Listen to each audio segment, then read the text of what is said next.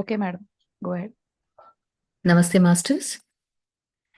ఈరోజు మనము the game of life and how to play it ఈ బుక్ చదువుకుంటున్నాము. ఆథర్ పేరు ఫ్లోరెన్స్ కోవల్షిన్. మనము ఆడియో ఫైల్ 13కి కంటిన్యూషన్ చేసుకుంటున్నాము. మాస్టర్స్ ఎనర్జీస్తో, ఆథర్ ఎనర్జీస్తో, గ్రూప్ ఎనర్జీస్తో కనెక్ట్ అవుతూ చదువుకున్నాము. The man born rich and healthy has had pictures in his subconscious mind in his past life of health and riches, and the poor and sick man of disease and poverty. Man manifests on any plane the sum total of his subconscious beliefs. However, birth and death are man made laws. For the wages of sin is death. The Adamic fall in consciousness through the belief in two powers. The real man, spiritual man, is birthless and deathless. He never was born and has never died. As he was in the beginning, he is now, and ever shall be. So, through the truth, man is set free from the law of karma, sin, and death, and manifests the man made in his images and likeness. Man's freedom comes through fulfilling his destiny, bringing into manifestation the divine design of his life. His Lord will say unto him, Well done, thou good and faithful servant. Thou hast been faithful over a few things. I will make thee ruler over many things. Enter thou into the joy of thy Lord. Over to you, madam. Thank you madam. మనిషి అతని కర్మ రుణాలు తీర్చుకోవడానికి మళ్ళా, లేకపోతే అతని destiny అన్నది ఏంటి, అతని ఫేట్ అన్నది ఏంటి అన్నది చూ దాన్ని ఫుల్ఫిల్ చేసుకోవడానికి, దాన్ని కంప్లీట్ గా తీర్చుకోవడానికి వస్తాడు మనిషి.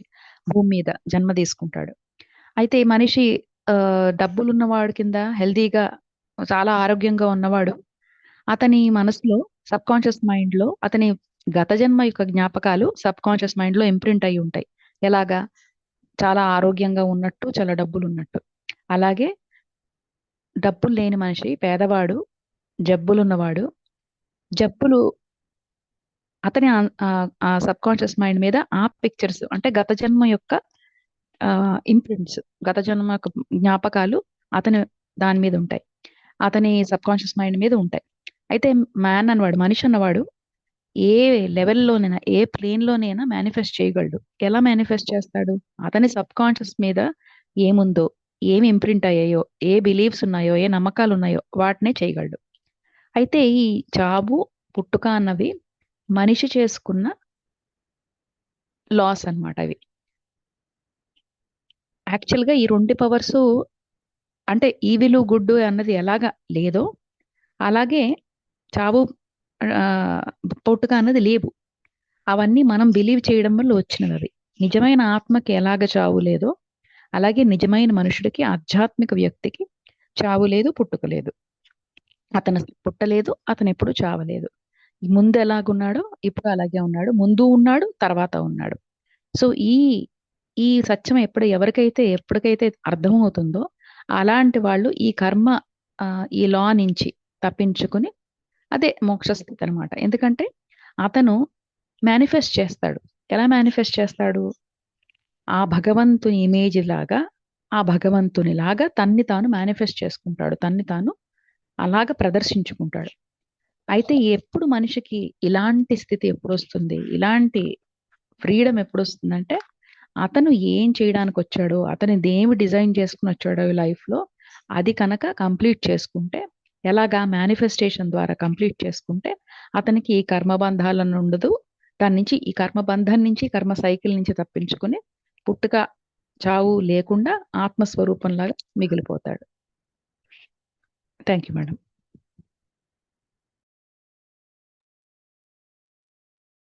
Thank you madam. ఇప్పుడు మనము డినయల్స్ అండ్ ఎఫర్మేషన్స్ ఈ చాప్టర్లో ఉన్నాము. thou shalt also decree a thing, and it shall be established unto thee.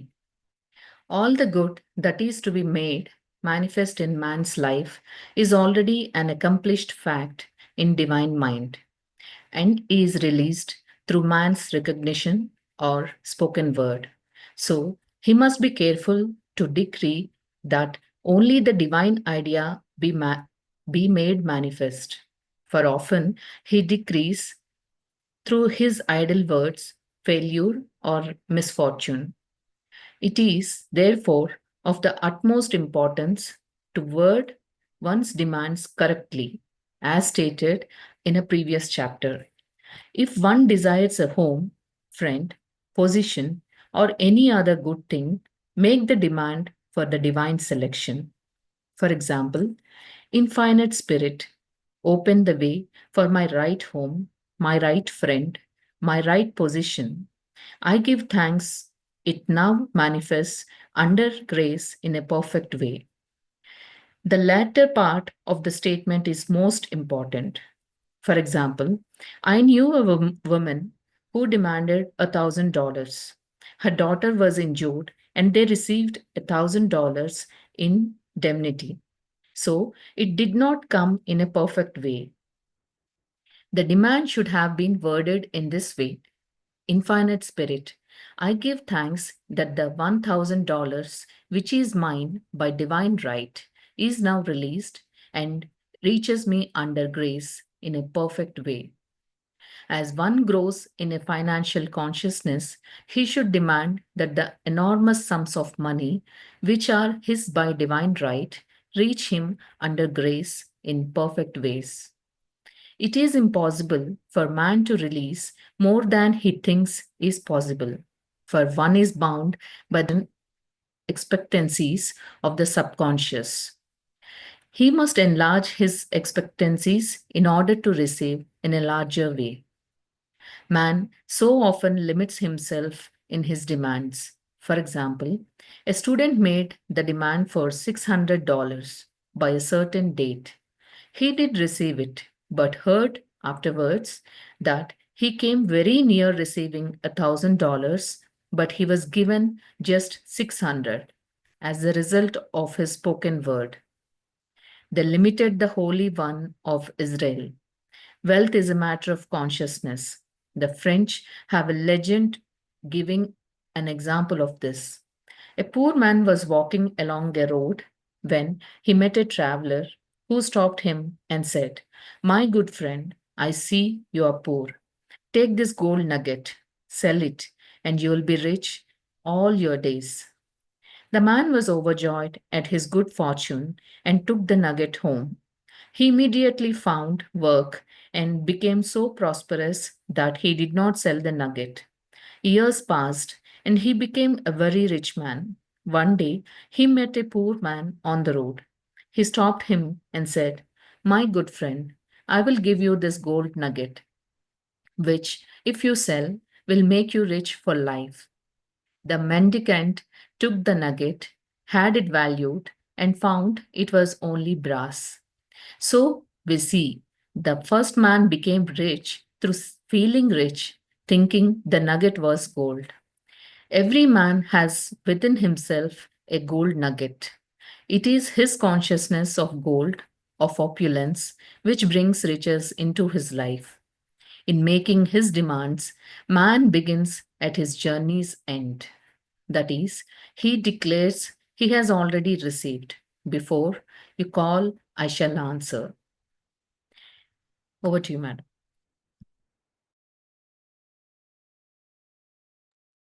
Thank you madam. ఇప్పుడు లాస్ట్ చాప్టర్ చెప్పుకుంటున్నాము, డినాయల్స్ అండ్ ఎఫర్మేషన్స్. అంటే డినాయల్ అంటే మనము నాకు వద్దు అనుకోవడము, ఎఫర్మేషన్స్ అంటే కావాలనుకున్నది పాజిటివ్గా చెప్పుకునే స్టేట్మెంట్స్ అనమాట. డినాయల్స్ అంటే వద్దు వద్దు నాకు అని నెగిటివ్గా మాట్లాడుకునే స్టేట్మెంట్స్, ఎఫర్మేషన్కి ఆపోజిట్. అయితే ఎప్పుడైనా మనం ఒక వస్తువుని కానీ ఒక సంఘటనను కానీ మనం ఏదైనా ఒకటి అనుకుంటే అది ఎస్టాబ్లిష్ అయిపోతుంది. అంటే ఒకవేళ మనం రైట్ ఫ్రేమ్ ఆఫ్ మైండ్లో ఉండి మనసులో ఒక ఆలోచన గాని, ఒక దాని గురించి గాని వస్తే అది అవుతుంది. అంటే మనకు కూడా చెప్తారు కదా! దేవతలుంటారు. వాళ్ళు తిరుగుతూ ఉంటారు. మనం చెడు మాట్లాడొద్దు. అది అయిపోతూ ఉంటుంది అని. సో, అందుకు మంచి దాని గురించి చెప్తున్నారిక్కడ.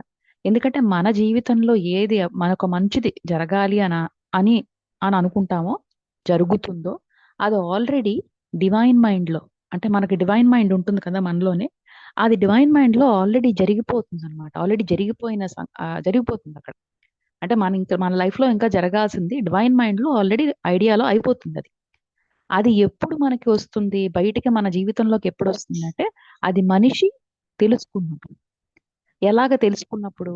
గబుక్కుని అతను ఏదైనా మాట మాట్లాడినప్పుడు, సో, ఈ ఈ ఐడియా నాకు మేనిఫెస్ట్ ఇవ్వాలి అని అనుకున్నప్పుడు, అది రికగ్నిషన్‌లోకొస్తుంది. అంటే బయటకొస్తుందది.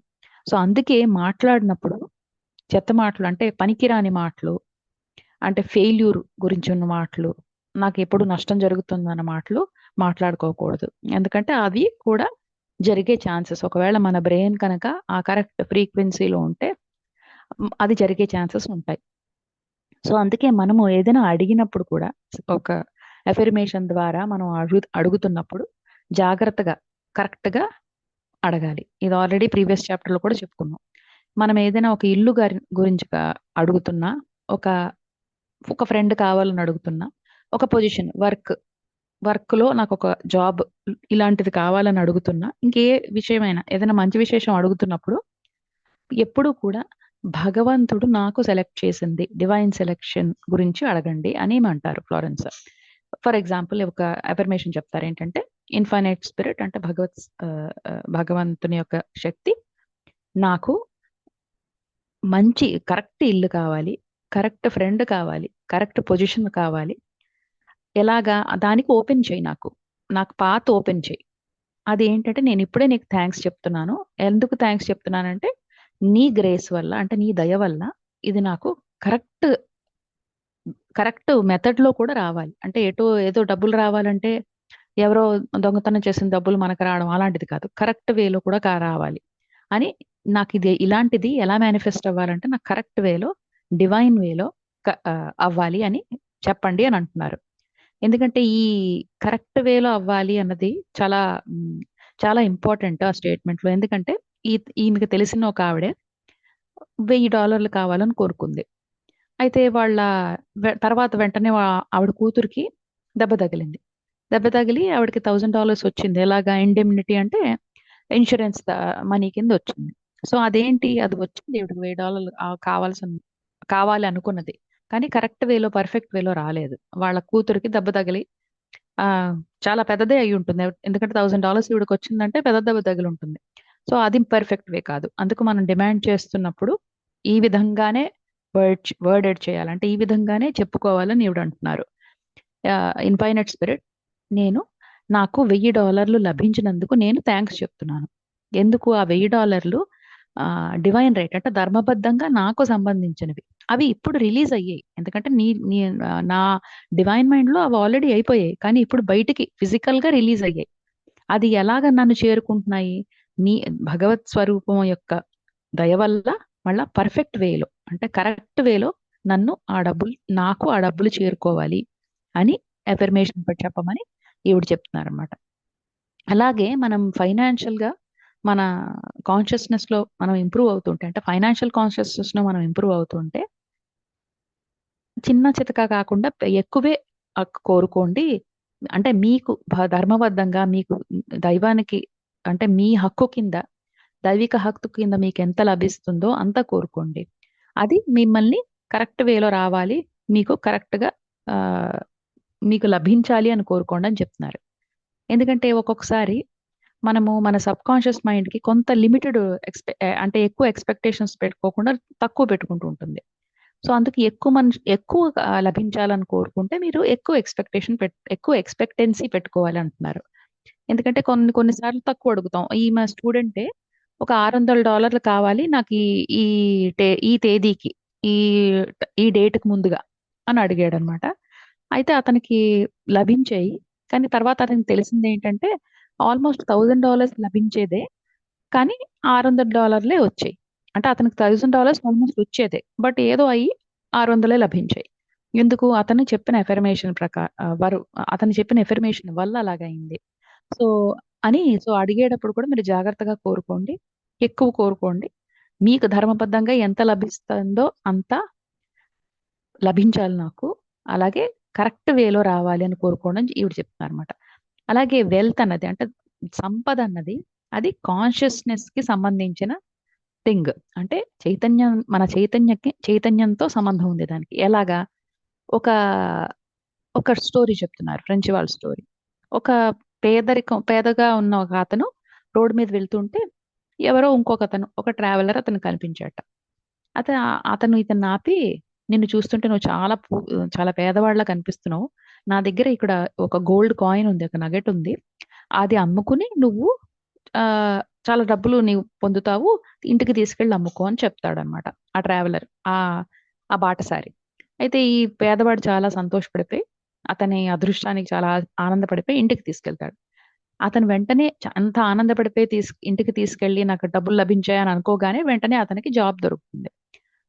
తర్వాత చాలా డబ్బులున్నవాడు అవుతాడు. అయితే ఇంత చేసుకున్నా కూడా ఎప్పుడు అతను ఆ గోల్డ్ కాయిన్ అమ్మడు, ఉంచుకుంటాడు. అయితే చాలా రోజులు గడిచిన తర్వాత చాలా డబ్బులు ఉన్నవాడు అయిపోతాడు. అతను కూడా ఇంకొక అతన్ని రోడ్డు మీద కలుస్తాడు, ఇంకొక పేదవాడిని.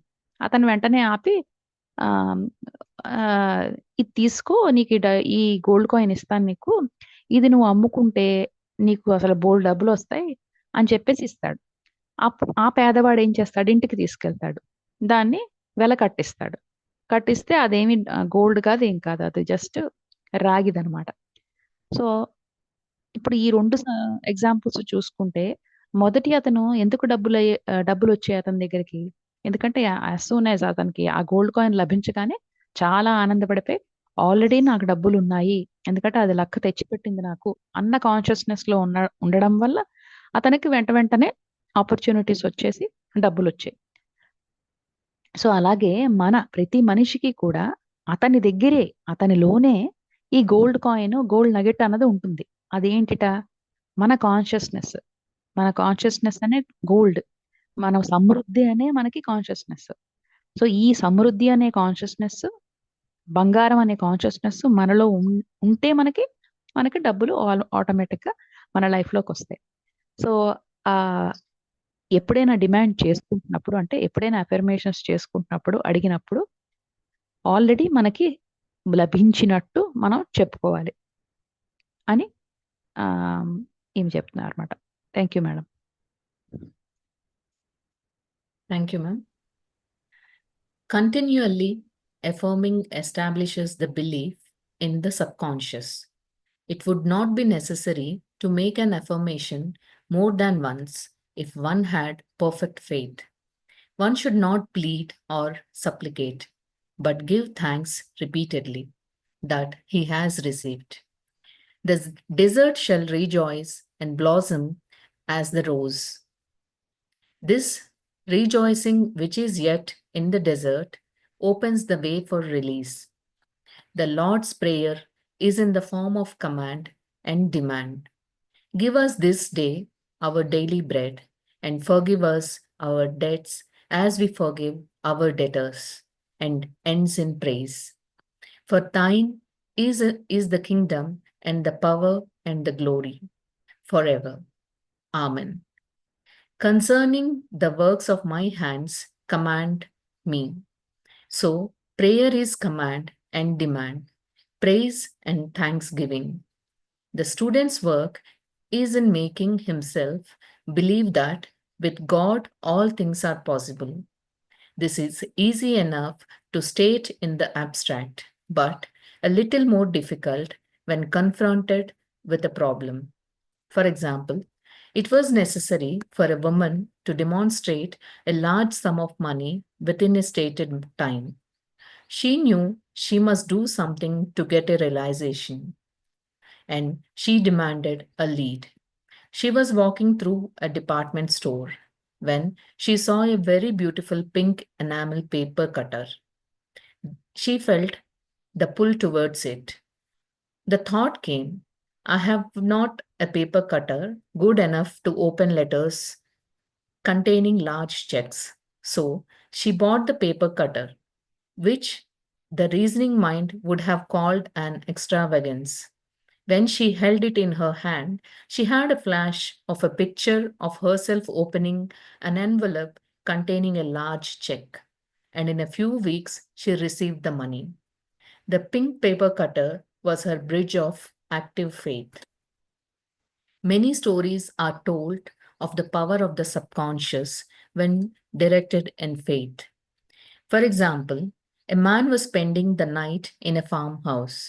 The windows of the room had been nailed down, and in the middle of the night he felt suffocated and made his way in the dark to the window.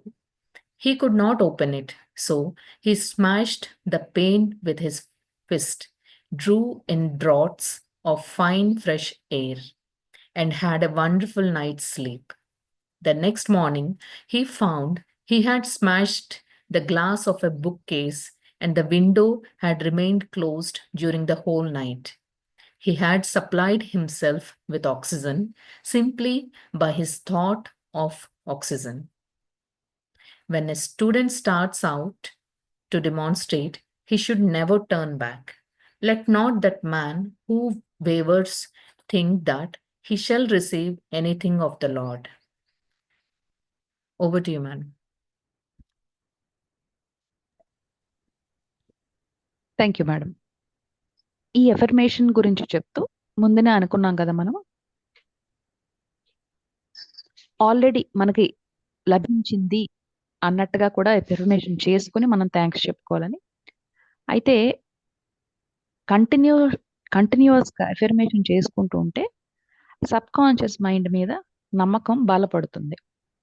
అయితే నిజంగానే మనకి చాలా పర్ఫెక్ట్ నమ్మకం ఉంటే, పర్ఫెక్ట్ బిలీఫ్ ఉంటే, perfect faith ఉంటే affirmation ఒకసారి కన్నా ఎక్కువ చేయాల్సిన అవసరం లేదు. ఇంకోటి ఏంటంటే మనం ఏమి ఎప్పుడు అడుక్కోక్కర్లేదు, ప్లీజ్ ఇవ్వు అని అనుకోవడం అక్కర్లేదు. కానీ థ్యాంక్స్ చెప్పుకుని రిపీటెడ్గా కంటిన్యూస్గా థ్యాంక్స్ చెప్పుకొని నువ్వు ఆల్రెడీ రిసీవ్ చేసుకుంటున్నట్టు అఫర్మేషన్ చేసుకోవాలని ఏమి చెప్తున్నారు. ఎందుకంటే ఒక పువ్వు రోజు ఎలాగ తెరుచుకుంటుందో, వికసిస్తుందో, అలాగే కూడా డెజర్ట్ కూడా అలాగే, అంటే ఒక ఎడారి కూడా వికసించగలదు నమ్మకంతో. అంటే నమ్మకంతో మనం కొండల్ని కూడా కదపగలము అని నట్టు దాని గురించి, దానికి ప్యారలల్ గా చెప్తున్నారు అనమాట. ఇంకోటి ఏమంటారంటే, ఇంకొక ఎగ్జాంపుల్ చెప్తారు. ఒక లేడీకి, ఒక ఈమె క్లయింట్కి చాలా పెద్ద మొత్తంలో డబ్బులు కావాల్సి వస్తుంటుంది. ఆవిడ అనుకున్న టైంలో, అంటే కొంత టైంలోనే, కొంత వ్యవధిలో, ఒక నెలలో అన్నట్టు. అయితే ఆమెకి తెలుసు, ఎందుకంటే ఆమె ఆల్రెడీ నాకు వచ్చేసినట్టు ఫీల్ అవ్వాలి కదా. కానీ అలాంటి రియలైజేషన్ రావాలంటే మనకి అంత ఈజీగా మనం అనుకుంటే, అంటే బ్రెయిన్లో మెదడులో, మైండ్లో రావాలి కదా. సో ఆమె ఏమంటుందంటే, నాకు ఏదైనా ఒక క్లూ ఇవ్వండి మాస్టర్స్, ఏదైనా లీడ్ ఇవ్వండి అన్నట్టుగా అనుకుంటుంది, భగవంతుడిని కోరుకుంటుంది. అయితే ఆమె ఒక డిపార్ట్మెంటల్ స్టోర్ నుంచి నడుచుకుని వెళ్తుంటే ఒక పేపర్ కట్టర్ కనిపిస్తుంది ఆమెకి. చాలా పింక్ కలర్ లో, చాలా ఎనామిల్తో చేసింది, చాలా బాగుంటుంది. వెంటనే ఆవిడకి వెళుతుంది అనమాట దాని దగ్గరికి. వెళ్ళి, నాకు ఒకవేళ నాకు పెద్ద చెక్కులు వస్తాయి అంటే, ఇప్పుడు ఆవిడ డబ్బులు కావాలని కదా ఆవిడకి, సో పెద్ద చెక్ వచ్చిందంటే అంత పెద్ద లెటర్ ఓపెన్ చేయడానికి నా దగ్గర కరెక్ట్ పేపర్ కట్టర్ లేదు, సో అని ఆమె ఆ పేపర్ కట్టర్ కొనుక్కుంటుంది. అది మామూలుగా ఏంటి, మనం రీజనింగ్ మైండ్తో ఉంటే అది ఇప్పుడు అనవసరం అని మన మైండ్ చెప్తుంది అనమాట. ఎందుకంటే ఇప్పుడు ఆవిడకి అంత పేపర్ కట్టర్ కొని అంత డబ్బులు వెచ్చించాల్సిన అవసరం లేదు అనే రీజనింగ్ మైండ్ చెప్తుంది. కానీ ఆవిడ అది దాన్ని చేత్తో పట్టుకుని వెంటనే ఆవిడకి ఒక ఫ్లాష్ వస్తుంది, ఒక విజన్ వస్తుంది. ఏంటంటే ఆవిడ పెద్ద ఎన్వలప్ ఓపెన్ చేస్తున్నట్టు, ఎన్వలప్ లో పెద్ద చెక్ ఉన్నట్టు, లార్జ్ చెక్. అయితే కొన్ని వారాలకే ఆవిడకి నిజంగానే అంత డబ్బు లభిస్తుంది. అంటే ఇప్పుడు పింక్ పేపర్ కట్టర్ అన్నది ఆవిడ కొనుక్కుంది కదా, అదేంటంటే ఆవిడ నమ్మకానికి ఒక వంతెనలాగా యాక్ట్ చేసింది అనమాట. అంటే ఆవిడ నమ్మకం బలపడింది, దానివల్ల బలపడి అది వెంటనే ఆవిడకి విజన్ వచ్చింది. అలాగా రాగానే అది యూనివర్స్ మేనిఫెస్ట్ చేసింది, ఎందుకంటే ఆవిడ ఆల్రెడీ ఆ రియలైజేషన్ లో ఉంది. సో మేనిఫెస్టేషన్ ఆవిడకు వచ్చినట్టు ఆవిడ ఫీలింగ్ లో ఉంది, మేనిఫెస్టేషన్ ఈజీ అయిపోయింది. సో ఇలాగే ఈ సబ్ కాన్షియస్ మైండ్ యొక్క పవర్ గురించి, ఎప్పుడు పవర్ నమ్మకంతో ఉన్నప్పుడు పవర్ ఎలాగుంటుంది అనేది చాలా స్టోరీలు చెప్తారు అని ఏమి చెప్తారనమాట. ఇంకొక ఎగ్జాంపుల్ ఏంటంటే, ఇంకొక స్టోరీ ఏంటంటే, ఒక ఒక మనిషి, ఒక ఆయన ఒక ఫామ్ హౌస్ లో ఒక రోజు రాత్రి గడుపుతున్నాడు అనమాట. కానీ ఫామ్ హౌస్ లో నార్మల్ గా ఏం చేస్తారంటే, మొత్తం విండోస్ అన్ని కూడా నీల్ డౌన్ చేసేస్తారు. అంటే అవి మామూలుగా మనకు ఓపెన్ చేయడానికి ఉండదు, అవన్నీ కిందకి పెట్టేస్తారనమాట. తలుపే ఓపెన్ చేసుకోవచ్చు కానీ విండోస్ అన్ని అలాగే నెయిల్ డౌన్ చేసేస్తారు. అయితే రాత్రికి విపరీతంగా సఫకేషన్ వచ్చేస్తుంది అతనికి, గాలి ఆడక. సో అలాగే చీకటి దగ్గరికి ఒక చీకటిలోనే ఆ విండో దగ్గరికి వెళ్తాడు. దాన్ని ఓపెన్ చేయలేక స్మాష్ చేసేస్తాడు అతని మోచేత్తో. అయితే అప్పుడు వెంటనే చల్ల గాలి లోపలికి వస్తుంది, అతను పడుకుంటాడు. ఆ తర్వాత పొద్దున్నే చూసేటప్పటికి అతను ఏది స్మాష్ చేశాడో చూస్తే, అది యాక్చువల్గా అది విండో కాదు, అది విండో క్లోజ్ అయ్యే ఉంటుంది రాత్రంతా. సో అతను స్మాష్ చేసింది బుక్ కేస్ యొక్క గ్లాస్ అనమాట. బుక్ కేస్ కి బయట గ్లాస్ డోర్ ఉంటుంది కదా, అది.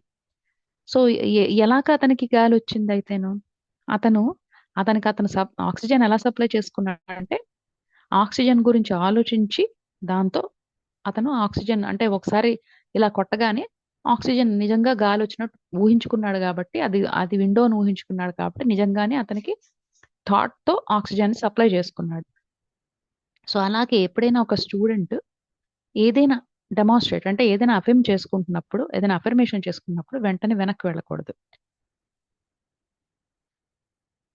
ఎందుకంటే ఎప్పుడైనా ఒక మనిషికి వేవరింగ్ వస్తే, అంటే ఫెయిత్ లో నమ్మకంలో వేవరింగ్ వస్తే, అతనికి అంతే భగవంతుడి దగ్గర నుంచి, లేకపోతే దైవం దగ్గర నుంచి, యూనివర్స్ నుంచి మనకి ఏదైనా కావాలనుకుంటే దాంట్లో నమ్మకం తప్ప మనకి వేవరింగ్ ఉండకూడదు, అపనమ్మకం ఉండకూడదు, అనుమానం ఉండకూడదు అని ఈమె చెప్తున్నారు.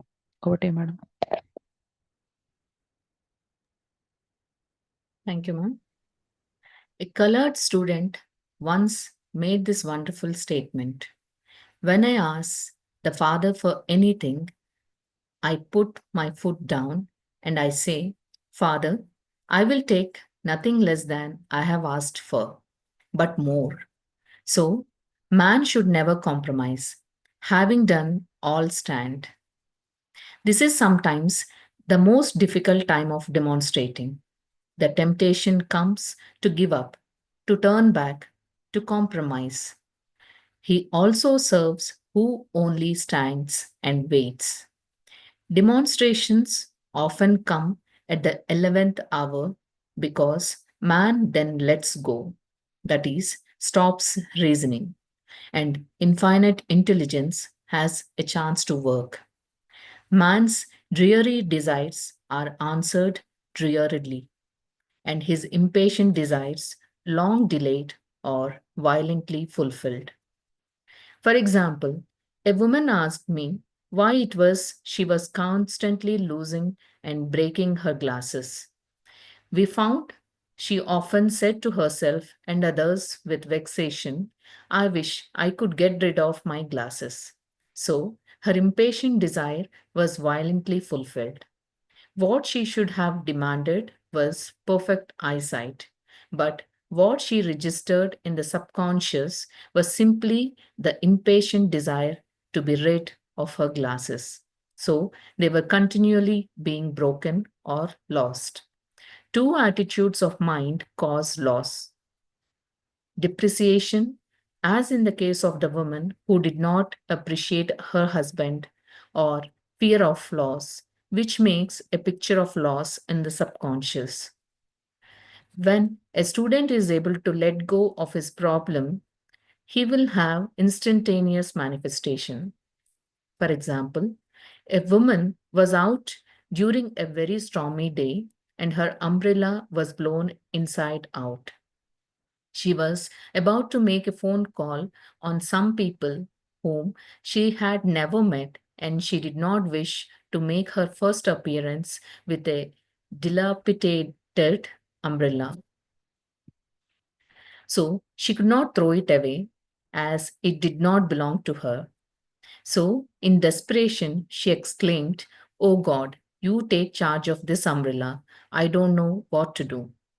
A moment later, a voice behind her said, Lady, do you want your umbrella mended? There stood an umbrella mender. She replied, Indeed, I do. The man mended the umbrella while she went into the house to pay her call, and when she returned, she had a good umbrella. So, there is always an umbrella mender at hand on man's pathway when one puts the umbrella in God's hand. One should always follow a denial with an affirmation. For example, I was called on the phone late one night to treat a woman whom I had never seen. He was apparently very ill. I made the statement, I deny this appearance of disease. It is unreal, therefore cannot register in his consciousness. This man is a perfect idea in divine mind, pure substance expressing perfection. There is no time or space in divine mind. Therefore, the word reaches instantly its destination and does not return void. I have treated patients in Europe and I have found that the result was instantaneous. Thank you, madam. Over to you.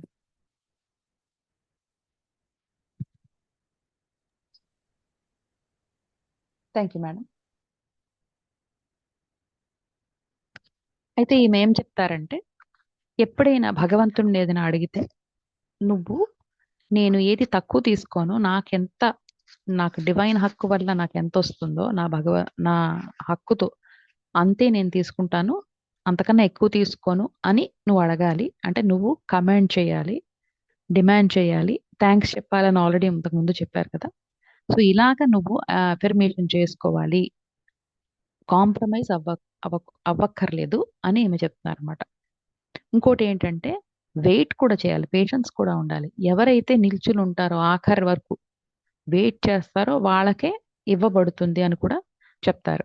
ఎప్పుడంటే ఈవిడ ఇంకోటి ఏమంటారంటే, అప్పుడప్పుడు మన జీవితంలో జరిగే, అంటే మనం ఏం ఎఫర్మేషన్ చేసుకుంటున్నామో, దేని గురించి కావాలనుకుంటున్నామో అలాంటివి లాస్ట్ లో జరుగుతాయి. ఎందుకంటే లాస్ట్ లో ఈ మనిషి అన్నవాడు ఎవరైతే కోరుకుంటారో దాన్ని, అది రీజనింగ్ మైండ్ ఆపేస్తాడు. ఎందుకంటే ఇంకా ఇంకా చేతులు ఎత్తేయడం అనమాట. అది చేతులు ఎత్తేసి వదిలేస్తాడు, అంటే లెట్ గో చేసేస్తాడు. ఎప్పుడైతే లెట్ గో చేస్తాడో, రీజనింగ్ మైండ్ ఆపేస్తాడో, అప్పుడు ఈ భగవత్ శక్తికి ఛాన్స్ వస్తుంది పనిచేయడానికి. ఎందుకంటే ఇందన్న చెప్పుకున్నాం కదా, రెసిస్టెన్స్ అన్నదే ఉండదు బాడీలో, అప్పుడు భగవత్ శక్తి పనిచేస్తుంది. సో అని ఈమె చెప్తారు. అంటే కొన్ని అప్పుడప్పుడు లాస్ట్ మినిట్ లో ఎందుకు జరుగుతాయి అన్న దాని గురించి చెప్తున్నారు. ఇంకోటి ఏంటంటే, మనం ఏదైనా చాలా డ్రేరీగా, అంటే ఏదో కావాలి అని చాలా సాడ్గా అలా కోరుకుంటే అవి అలాగే తీర్చబడతాయి. అలాగే ఇంపేషెంట్ గా కోరుకుంటే ఏ కోరికైనా అది చాలా రోజులు డిలే అయ్యి అవుతాయి, కానీ చాలా భయంకరంగా అవుతాయి అన్నమాట. అంటే చాలా దాంతో కొంచెం వైలెన్స్ కూడా అవుతుంది, అలాగవుతాయి. ఒక ఎగ్జాంపుల్ చెప్తారు ఏంటంటే, ఒక లేడీ ఈవిడ్ని అడుగుతుంది, ఎందుకు నాకు అస్తమానం నా గ్లాసెస్ పోగొట్టుకుంటున్నాను, లేకపోతే విరిగిపోతున్నాయి, ఎందుకు ఇలా అవుతుందని. తర్వాత తెలిసింది ఏంటంటే, ఆవిడ ఆ అమ్మాయి గురించి, ఆమె గురించి కనుక్కుంటుంటే ఈమెకు తెలిసింది ఏంటంటే, ఆమె ఎప్పుడు చెప్తూ ఉండేది అదర్ పీపుల్కి తనకి తాను అంటే చిరాగ్గా, అబ్బా నాకు ఈ గ్లాసులు పోతే బాగుండు అంటే అని ఆవిడ ఎప్పుడు అనుకుంటూ ఉండేదిట. ఇదేంటి, ఎందుకు నేను అస్మాను ఈ కళ్ళజోడు పెట్టుకోవాలి, ఇవి పోతే బాగుండని. అయితే ఆవిడ డిజైర్ ఏంటి అక్కడ, కళ్ళజోడు పోయి కరెక్ట్ గా ఆవిడకి కనిపించాలని. అంటే కళ్ళజోడు కరెక్ట్ గా కనిపిస్తే కళ్ళజోడు పెట్టుకోవాల్సిన అవసరం లేదు కదా, అది ఆవిడ డిజైర్. కానీ ఇంపేషెంట్ గా చెప్తోంది, ఎలా చెప్తోంది, పోతే బాగుండు అనుకుంటోంది. కళ్ళజోడు అబ్బా సైట్ పోతే బాగుండు, ఈ సైట్ నాకు ఈ డిజీజ్ పోతే బాగుండు అనుకోకుండా ఈ కళ్ళజోడు పోతే బాగుండు అనుకోవడం వల్ల అది వైలెంట్ గా అయిపోతుంది అనమాట ఆవిడ డిజైర్. అలాగే అస్తమానం పోగొట్టడం లేకపోతే విరిగిపోవడం అవుతుంది. సో ఈమె పర్ఫెక్ట్ ఐసైట్ కావాలని కోరుకుంది, కానీ సబ్ కాన్షియస్ మైండ్ అలా రిజిస్టర్ చేసుకోలేదు. ఆ సబ్ కాన్షియస్ మైండ్ ఏమనుకుంటోంది, ఈవిడికి కళ్ళజోడు పోవడమే కావాలేమో అని అనుకుంటోంది. అందుకే అలా అవుతుంది అనమాట. సో ఈ రెండు యాటిట్యూడ్స్, అంటే మనసు యొక్క రెండు యాటిట్యూడ్స్ ఏం చేస్తాయి, లాస్ని క్రియేట్ చేస్తాయి. అవేంటంటే డిప్రిసియేషన్, అంటే ఏది కూడా మనం అప్రిషియేట్ అంటే గ్రేట్ఫుల్గా ఉండకపోవడం, అప్రిషియేట్ చేయలేకపోవడం. అది ఎందుకంటే మనకు 2 కేసెస్ ఆల్రెడీ చెప్పారు ఇంతకుముందు. ఒక ఒక లేడీకి వాళ్ళ హస్బెండ్‌ని ఎప్పుడు అప్రిషియేట్ చేసేది కాదు. సో, దానివల్ల వెళ్ళిపోయాడు అతని జీవితంలోంచి. అలాగే ఇంకోటేంటంటే ఏదైనా పోతుంది నాకు అన్న భయం అన్నమాట. ఏదైనా ఒక ఒక వస్తువు నీ దగ్గరుంది. అది పోతుంది. అంటే ఆ ఫియర్ అన్నది ఉంది మీకు. ఫియర్ ఆఫ్ లాస్ అన్నది. అప్పుడు ఏంటికంటే ఆ ఫియర్ ఆఫ్ లాస్ మనకి ఆ సబ్‌కాన్షియస్ మైండ్ మీద రిజిస్టర్ అయిపోతూ ఉంటుంది. అది పోతుందేమో, అది పోతుందేమో అని. సో, పోతుంది అన్న ఫియర్ ఒకటి రిజిస్టర్ అయ్యేటప్పటికి అప్పుడు అది కూడా అలాగే చెప్పింది కదా ఈవిడ. నువ్వు ఎలా అనుకుంటే అది అలాగే ఫియర్‌తోనే ఫియర్ ఈ వస్తువు పోతుంది అంటే అది చాలా భయంకరంగా పోతుంది. ఎందుకంటే నీకు ఫియర్ అనేది రిజిస్టర్ అయ్యి ఉందది. సో, నువ్వు ఎలా అనుకుంటావో నీ ఫీలింగ్, ఎమోషన్స్ బట్టి అది అలాగే నెరవేరుతుంది అని చెప్తోంది. అలాగే ఎప్పుడైతే ఒక స్టూడెంట్ అతని బరువునంతా బయట పెట్టేసుకొని లెట్ గో చేసేసాడో, అతని ప్రాబ్లమ్ నుంచి కంప్లీట్‌గా లెట్ గో చేసినప్పుడు ఇన్‌స్టంటేనియస్‌గా అంటే అప్పటికప్పుడే మేనిఫెస్టేషన్ అయిపోతుందంట.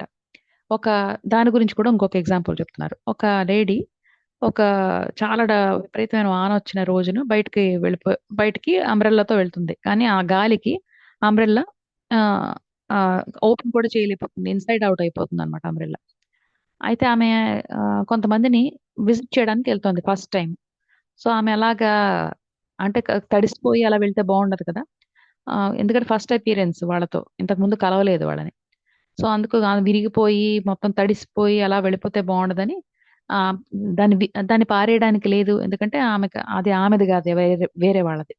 సో, ఆమె గట్టిగా అరిచిందట. దేవుడా! ఇప్పుడు ఈ అంబ్రెల్లాది ఈ ఈ గొడుగు సంగతి నువ్వే చూసుకో. నాకేం చేయాలో తెలియట్లేదని. వెంటనే ఆవిడ వెనకాలే ఒక వాయిస్ వినిపించిందిట.